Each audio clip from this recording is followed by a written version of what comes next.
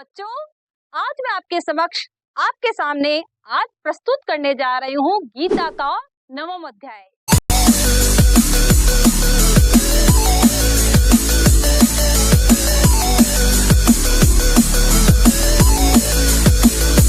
Hello guys, welcome to my class learning legacy. Learning legacy class में आप सभी का स्वागत है। तो बच्चों, कैसे हो आप? आशा करती हूँ आप हमेशा की तरह स्वस्थ, मस्त और व्यस्त होंगे। तो बच्चों, आज हम पहुंच गए हैं गीता के 9वां अध्याय में। तो बच्चों, आज मैं आपके समक्ष आपके सामने आज प्रस्तुत करने जा रही हूँ गीता का 9वां अध्याय। तो हम धीरे धीरे बच्चों कौन से अध्याय में पहुंच गए हैं? आज हम 9वें अध्याय तक पहुंच चुके हैं और 9वें अध्याय का नाम क्या है? राजगुहा राजविद्या राजगुहा योग। राजविद्या राजगुहा योग 9वां अध्याय का हमारे नाम है। तो प्रारंभ करते हैं। राजविद्या राजगुहा योग, जो कि क्या करते हैं? श्री कृष्ण भगवान अर्जुन को आज इसका ज्ञान देंगे। तो प्रारंभ करते हैं 9वां अध्याय। तो बने रहिए मेरे साथ लर्निंग लेगेसी। तो बच्चों, 9वां अध्याय में श्री कृष्ण भगवान अर्जुन को ज्ञान देते हुए कहते हैं कि हे अर्जुन, ये परम गोपनीय रहस्य जो मैं आज तुझे उजागर करने वाला हूँ, उसे तू ध्यान पूर्वक सुन। यह बहुत ही परम गोपनीय रहस्य है। ये रहस्य आज तक कभी उजागर नहीं हुआ है, लेकिन तू मेरा परम भक्त है, तू मेरा परम मित्र है। अब श्री कृष्ण भगवान क्या करते हैं? जो भी उनका जो भक्त होता है, जो भी उन्हें परम प्रिय होता है, तो वो अपने भक्त के लिए क्या कर सकते हैं?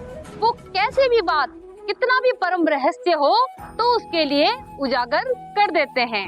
तो भगवान श्री कृष्ण अर्जुन को कहते हैं कि हे अर्जुन, तू मेरा प्रिय भक्त है, तू मेरा प्रिय सखा है, तू निरंतर मेरे नाम का जप करता है, तेरा मन, तेरी बुद्धि मुझ में लगी हुई है। तो आज मैं तुझे परम गोपनीय रहस्य, परम गोपनीय बात, जो परम गोपनीय ज्ञान है, वह तुझे मैं बताता हूँ, जिससे तेरे दुखों का नाश हो जाएगा। क्या हो जाएगा? जिससे तुझे तेरे जो सारे दुख हैं, जो तेरे सारे कष्ट हैं, उनका क्या हो जाएगा? नाश हो जाएगा। तो भगवान श्री कृष्ण आज परम गोपनीय रहस्य अर्जुन को बताने वाले हैं कि किस प्रकार मनुष्य अपने दुखों से क्या कर सकता है? अपने कष्टों से क्या कर सकता है? दूर हो सकता है, भाग सकता है, अपने कष्टों को, अपने दुखों को मिटा सकता है। तो ये ज्ञान मैं तुझे बताता हूँ और तू ध्यान पूर्वक सुन। श्री कृष्ण भगवान अर्जुन को समझाते हैं कि हे अर्जुन, किसी भी कार्य को करने के लिए, किसी भी कर्म को करने के लिए, किसी भी धर्म को करने के लिए जो सबसे जरूरी चीज है, वो है श्रद्धा। जब तक किसी इंसान के मन में किसी कार्य को करने के प्रति, किसी धर्म के प्रति यदि श्रद्धा नहीं होगी, तो उस कार्य को वो क्या नहीं कर सकता? पूरे मन से, पूरे भाव से नहीं कर सकता। तो श्री कृष्ण भगवान कहते हैं, जो परम गोपनीय रहस्य है, ये क्या है कि किसी भी कर्म के प्रति अपनी श्रद्धा होनी चाहिए।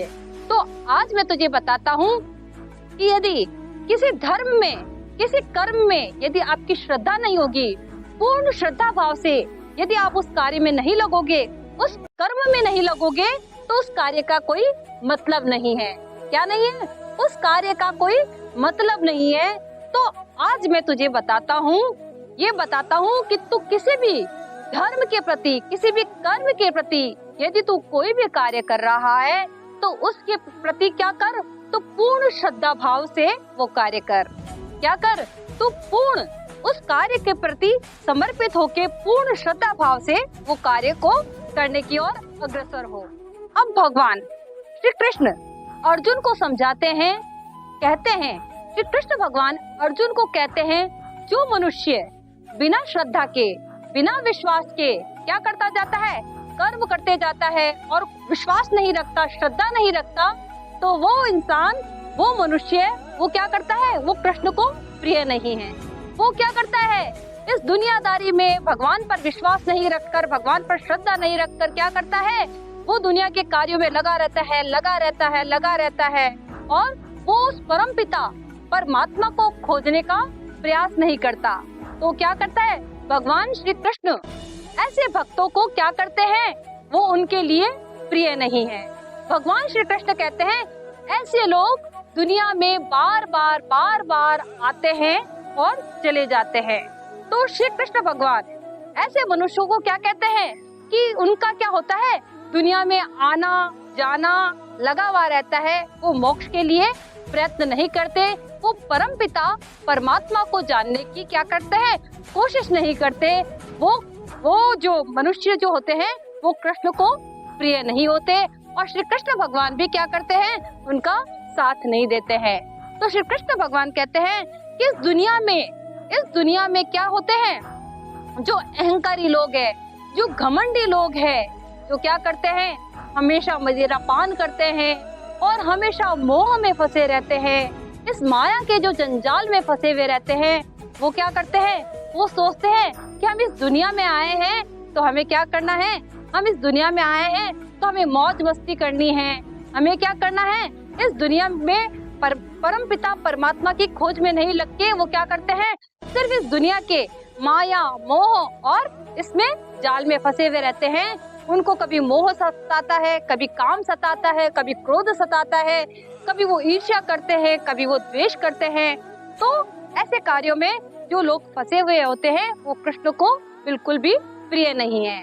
तो श्री कृष्ण भगवान कहते हैं कि जब तक इंसान क्या नहीं करता है, परम पिता परमात्मा की खोज में और अपने आप को जब तक नहीं लगाता तो क्या करते हैं, श्री कृष्ण भगवान को वो प्रिय नहीं होता।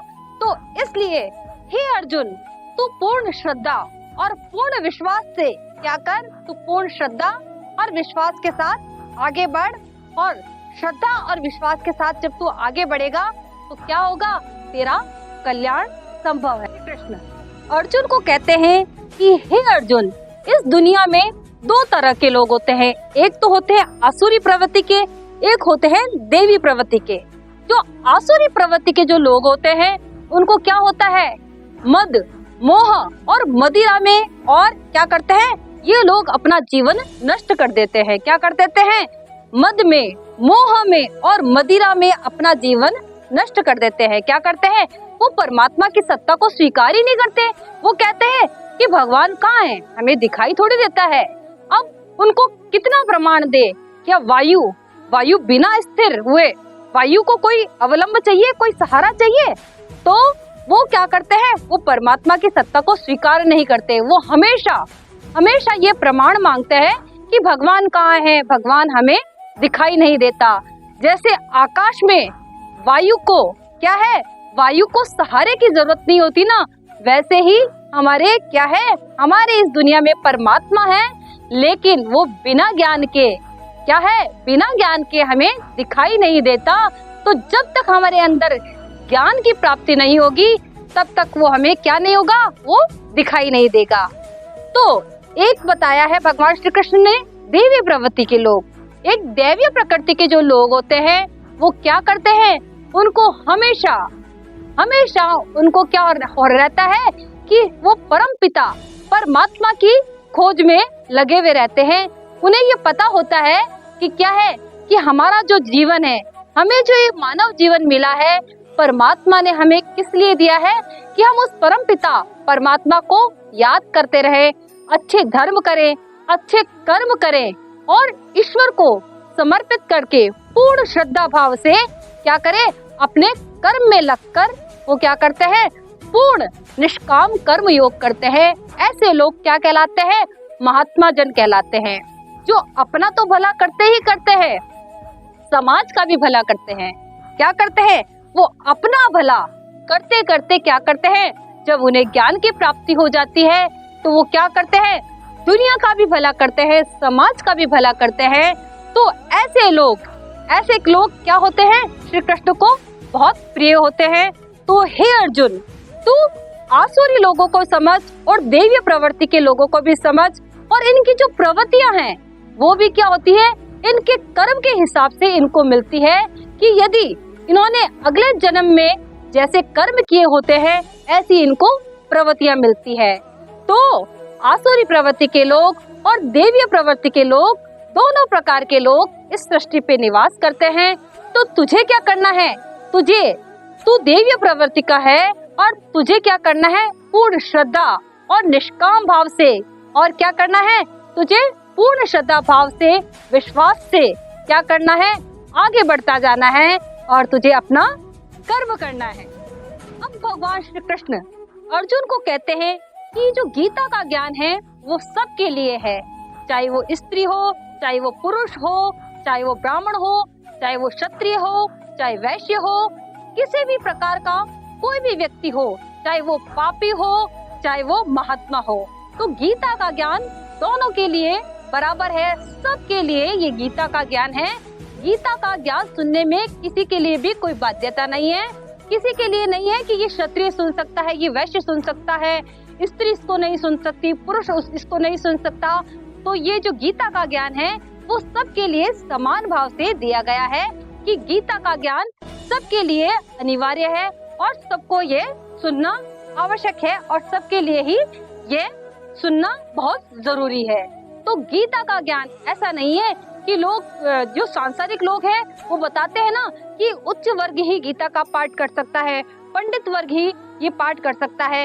ये संसार में जो जातियां बनाई गई है वो क्या है? वो संसार की बनाई गई है कि ये ब्राह्मण है, ये क्षत्रिय है, ये वैश्य है, ये शूद्र है। भगवान क्या कहते हैं? भगवान श्री कृष्ण कहते हैं कि जो इंसान अपने कर्म के हिसाब से वो क्या बनाते हैं? जाति बनाते हैं।